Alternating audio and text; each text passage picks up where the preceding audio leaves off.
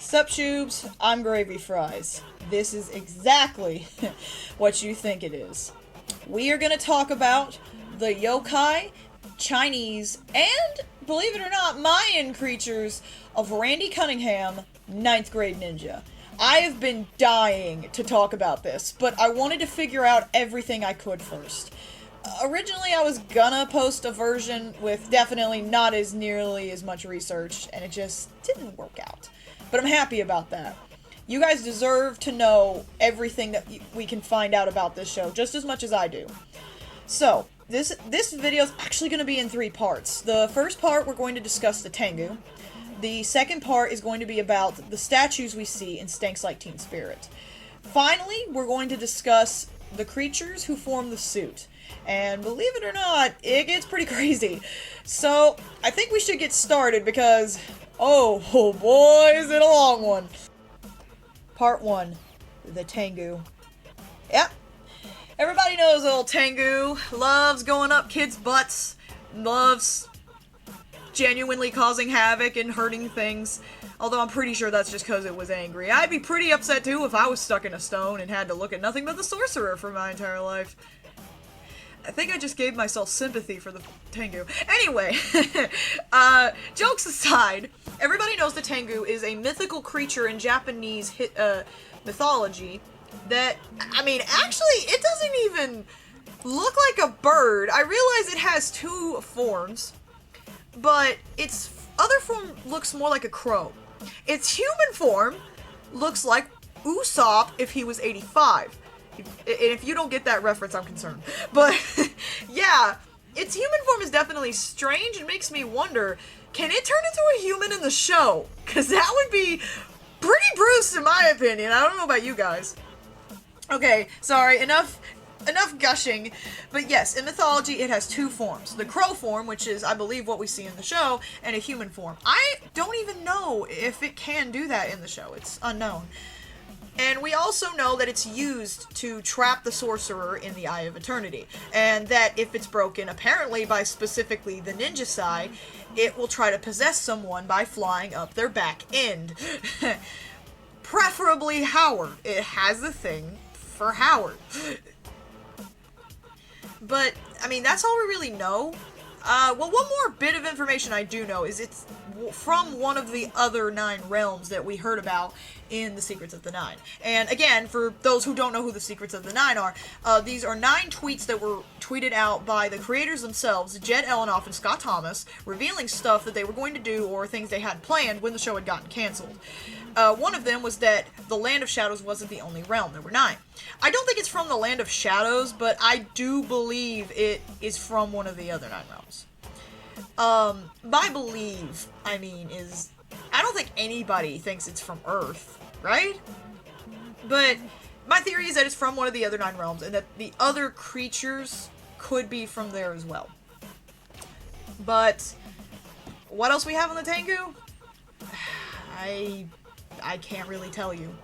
I know it's connected to the suit because they sewed its feathers in, and I know it's of demonic nature, but after that, we're pretty much at a loss. That's all we really got in the show. I mean, we don't even know how it got trapped in the Eye of Eternity to begin with, because there's no way it was naturally there before.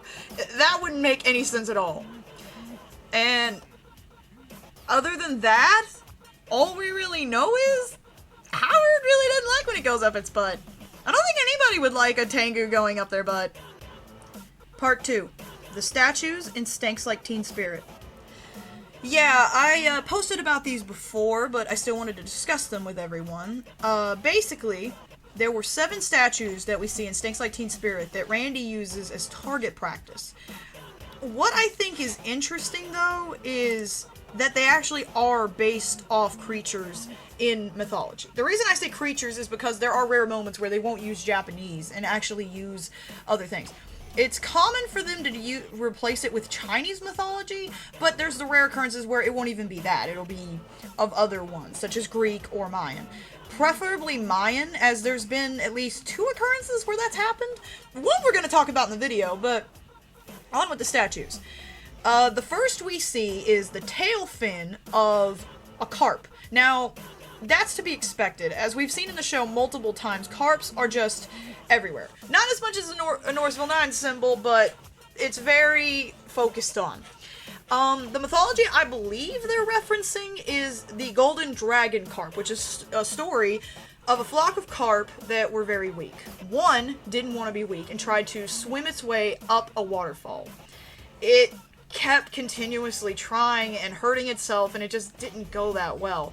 Finally, though, it managed to go up the waterfall, and as a way of rewarding it for its strength, it was turned into a golden dragon. I believe this is the mythology they're referencing. Of course, I could be wrong. There could be tons of fish-based mythology that I'm not even talking about. Second one in particular is the Baka Neku, which is actually an idol that we see later on in Big Trouble in Little Northville that has the Chaos Pearl in it.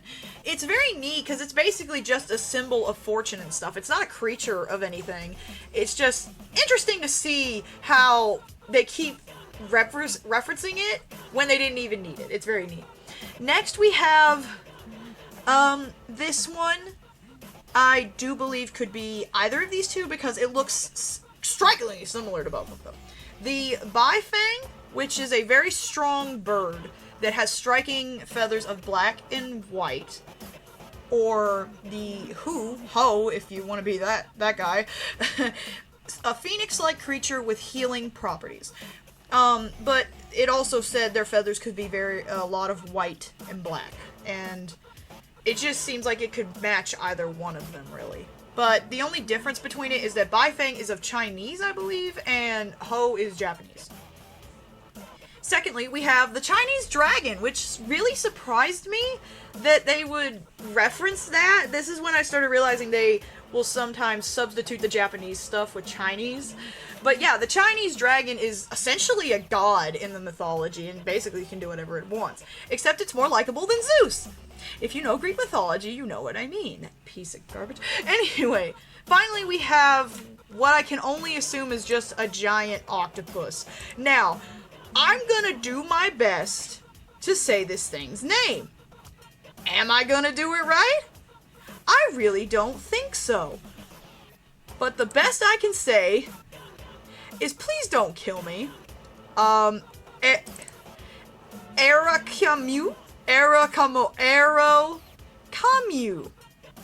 I'm praying to God that that's right.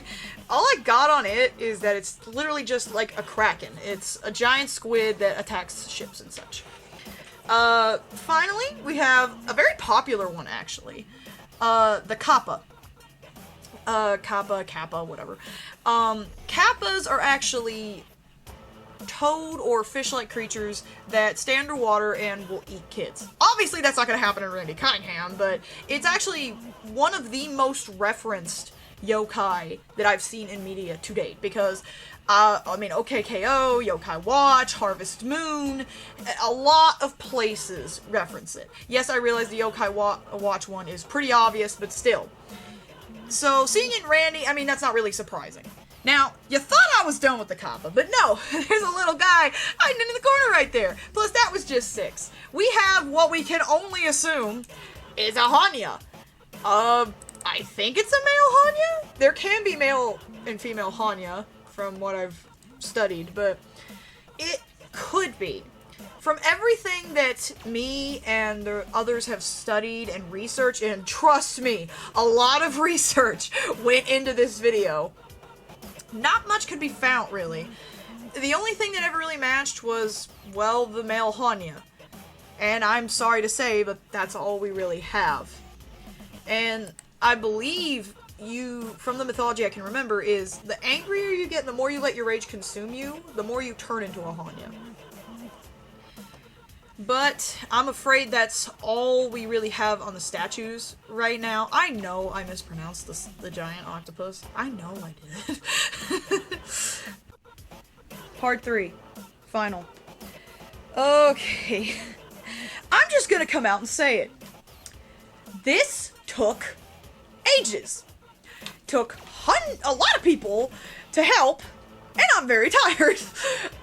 Firstly, give a big round of applause and a huge thank you to Veltyoung Tamago, my boyfriend, the guy no one noticed on Amino, my brother, and they want to be anonymous, but, you know, thank them on the video. They helped out so much. I mean, I would not have been able to do any of this without them. Jesus Christ, this took so long, but I'm happy to have been able to solve this, because I think it's been something the entire fandom has wanted solved for years, so give those guys a big round of applause for helping me solve one of the biggest mysteries in Randy Cunningham. Now, let's get into the thing everybody actually wants to hear.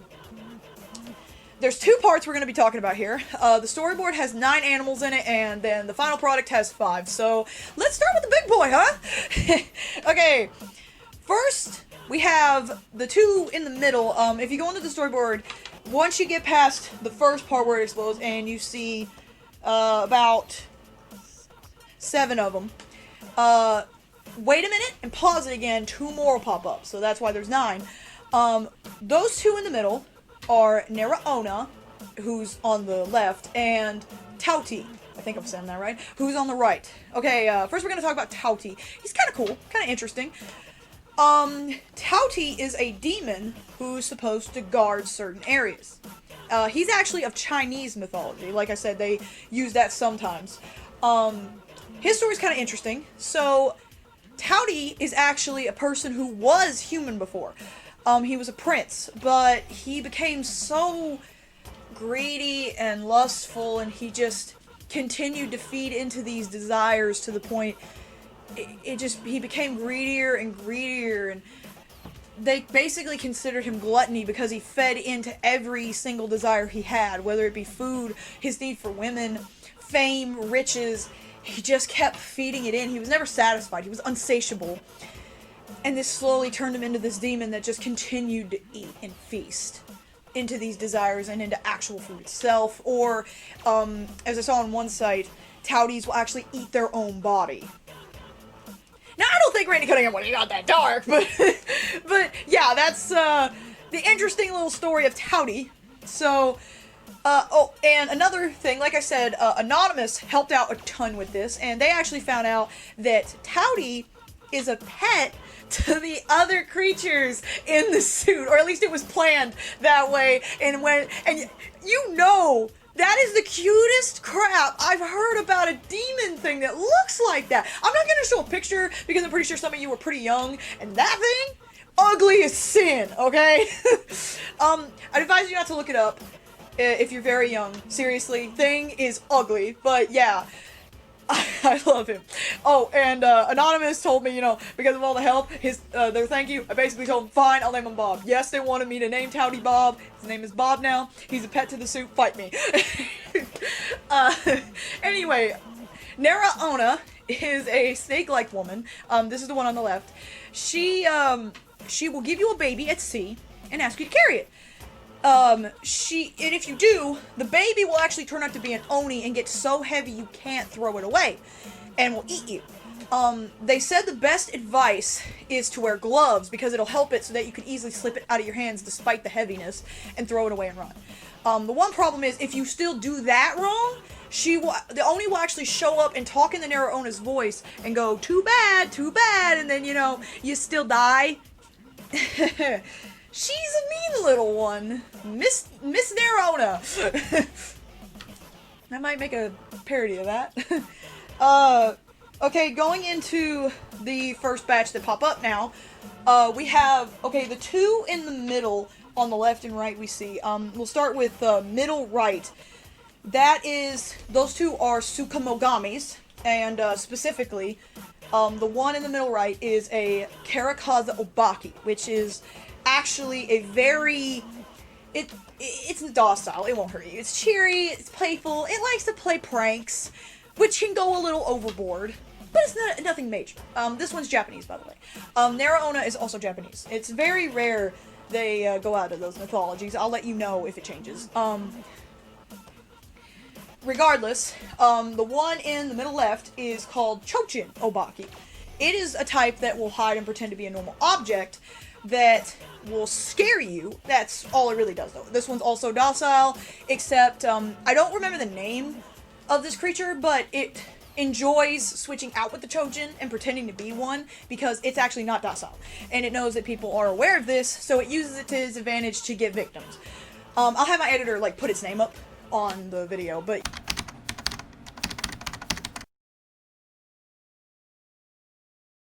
yeah. Tsukumogamis are specifically spirits or creatures that if they protect an object long enough, they actually gain a soul.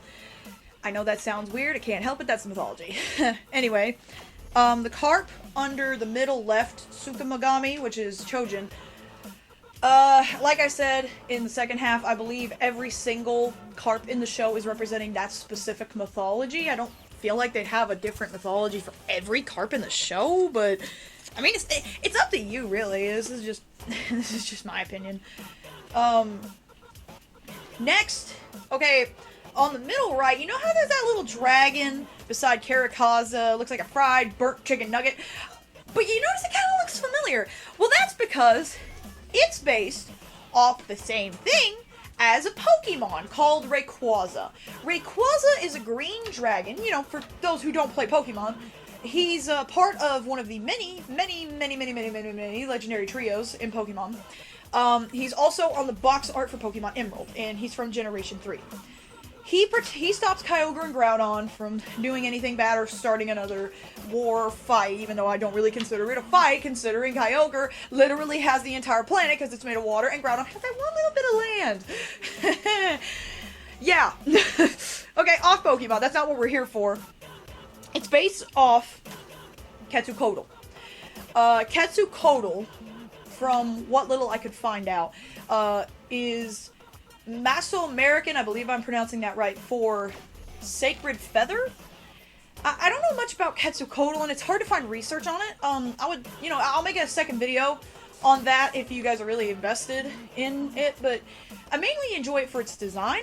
I do know it has a sacred, like, chest plate that was cut before that's made of, like, gold, which, again, is kind of cool.